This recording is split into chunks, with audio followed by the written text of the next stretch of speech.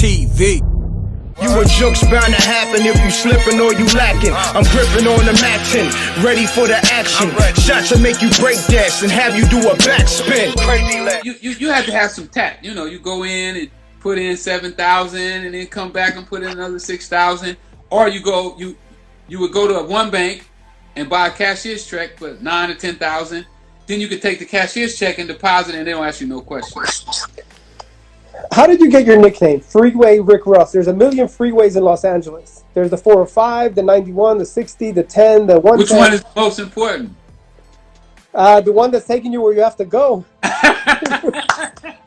Well, the 110. From South LA to downtown. Run right through, slap through downtown LA. So that's why I say it's the most important. That's the one that I stay right next to, and that's the one that I got my name from. Now, what did you do with all the money when you had all the money? Is it like the movies, like the cartels where you walk in the living room and it's piles of cash, or you bought stuff, or? I bought a lot of stuff. You know, I did construction too. I used to buy houses. The problem that I had, I could have got rich in real estate. But what I was doing is I wouldn't sell because I didn't want no cash. You know, I had cash problems, you know, too much cash. So no place to hide it. I was always leery about where I'm going to put my money. You know, the police going to come in and kick the door in and take the whole safe. So what I would do is I would buy houses. Like I would find rundown houses. I would buy them, fix them up, rent them out, Section 8. And I never sold. And what I should have did was start flipping. And in that way, when I got arrested, everything would have been probably flipped and the money would have been where they couldn't find it. But things happen. So they do arrest you. You do get a trial. They give you life without parole. How did you handle all the situation? I mean, how old were you at the time? When I got the life sentence, I was 36. I got arrested twice. I got arrested when I was 28. And that time I got out because of the crooked cops. You know, all the evidence was tainted. Because in that case, I got arrested in Cincinnati. You know, after the cops was planting drugs and everything, I was like, oh man, I can't make no money here in LA. Let me go to another state. At least if I go to another state, I'm going to go to jail for something I actually did instead of going to jail for something I didn't do because some guy was able to plant some drugs on me. So I got arrested for that. As soon as I got out, they had already had my supplier. And he was cooperating and he set me up immediately. The day I got out, they started trying to set me up. It took them about 6 months to snare me into a buy, 100 kilos. I was 36 years old. They gave me a life sentence without the possibility of parole. Wow. By the way, I've traveled all over the U.S. I've gone to visit Adrian Broner in Cincinnati, and I always tell him, and I've been in a lot of places, because, you know, a lot of times the boxing gyms are in a rough area. There's no rougher area than Cincinnati, from my experience. Maybe Baltimore. Baltimore and Cincinnati are a close tie.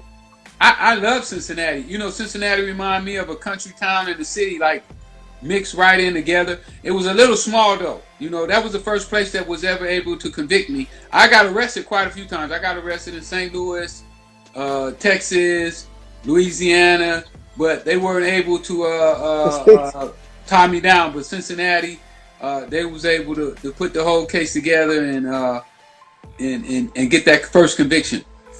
So many times in life, people love you when you're on top, Ricky. When you're the man, everyone loves you. When you get in trouble, you're all alone. I see a fighter, they win. They lose one fight, they come with 50 people, they leave alone.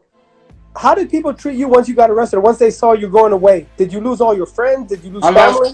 I lost all my friends. When I was doing my time, you know, the first couple months, my girlfriends, they came to visit me. They wrote me letters. They took my phone calls. But after the money started to run out, you know, where I no longer could pay the house notes and the light bills and phone bills and car notes, people gradually drifted off. Before it was all over with, the only person that was coming to see me was my mom, and once in a while my brother. It was lonely. Prison is a lonely place. So how did you survive? What did you do to keep yourself not physically, because you could do push-ups, you could jump rope, but mentally tough, mentally. Well, what I did is I started to look at myself. You know, when I first went to prison, the first time I went to court, my girlfriends had a fight in the courtroom. Why? Who do they fight? Each other? Yeah, they was fighting each other because they didn't want the other one to be there. And I started to think, what was the difference the first time I went to court and 2 years after I went to court? And what I found out is that I had lost my value. I no longer have value. And you know, if you have a bottle of alcohol or soda or medicine or whatever, once it's empty, you get rid of it because it no longer has value. And after I thought about that, I understood why everybody had abandoned me, because in their minds, I no longer have value. So what I had to do is I had to create value for myself. So what I did is I started to study. You know, I taught myself how to read. I started reading business books, how to market, how to promote, just everything that I could to better myself. You did it backwards because you're already doing all that without studying it. The marketing. Yeah, but you know, I was doing stuff in the drug business that I really didn't know what I was doing.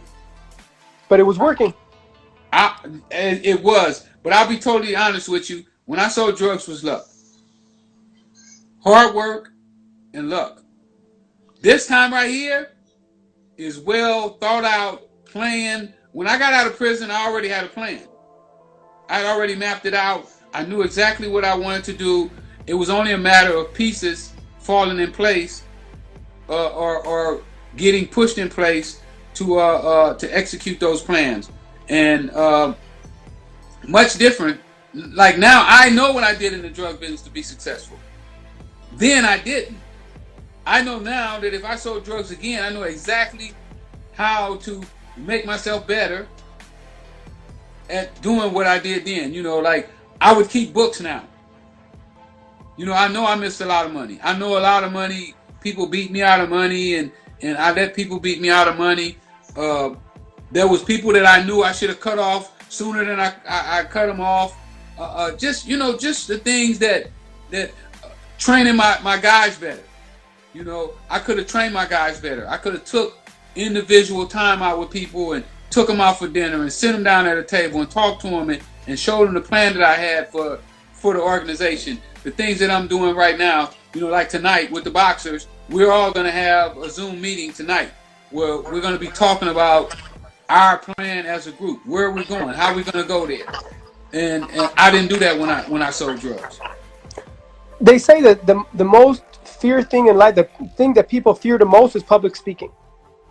You do a lot of it. Any advice for fighters who have to go up to a podium at a press conference or give a speech? What to do, what not to do when you talk in public? Well, the first thing about speaking, everybody is scared when they go up. I don't care how many times you do it. Whenever I walk up to the podium now, I'm all. I hit the money dash when I catch a lick. If it's beef, then I'm blaming with the West and everybody out here scamming and finessing. Who can you trust? Don't mistake love for lust. Y'all can all get touched when the slugs go bust, especially when niggas know you're the plug and such. You a joke's bound to happen if you slipping or you lacking. I'm gripping on the matching, ready for the action. Shots to make you break dance and have you do a backspin. I got more kicks than karate flicks. My whole team pushing Maserati whips. You on IG liking thotty pics. Shorty pocket broke, but her body fixed. These hoes only good for back twisting. She don't look the same in person, she catfishing. You hustling backwards, I trap different. I'm getting to it, them bands, I ran through it. Nigga out here, living his best life. Getting big bags, whipping Jags to S-type. In and out of lanes, did a buck on that turnpike. Live a luxury life till I sleep with the worms right. I'm celebrating life, plus I got a grip. I hit the money dance when I catch a lick. I hit the Peace, world. To promote your music or promote your business by placing an ad on MRecktv, contact MRecktVpromo, MRecktVpromo @gmail.com. Peace. Oh yeah, subscribe to MRecktV, youtube.com/MRecktV. I'm gone.